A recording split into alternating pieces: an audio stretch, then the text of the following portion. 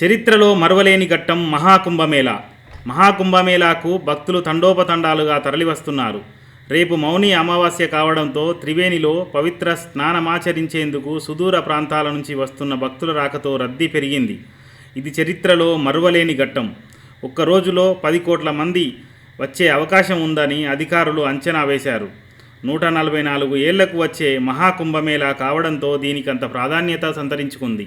మహాకుంభమేళాకు హైదరాబాద్ నుంచి స్పెషల్ రైళ్లు. యూపీ ప్రయాగ్రాజ్లో జరుగుతున్న మహాకుంభమేళా కోసం సౌత్ సెంట్రల్ రైల్వే 4 ప్రత్యేక రైళ్లను ప్రకటించింది.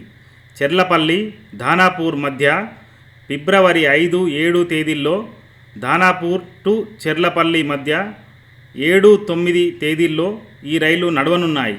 తెలంగాణలో జనగామ, కాజీపేట, పెద్దపల్లి, రామగుండం, మంచిర్యాల, బెల్లంపల్లి, సిర్పూర్, కాగజ్నగర్ స్టేషన్లలో ఈ రైళ్లు ఆగనున్నాయి. ఈ వీడియో మీకు నచ్చినట్టయితే లైక్ చేయండి, షేర్ చేయండి, సబ్స్క్రైబ్ చేయండి.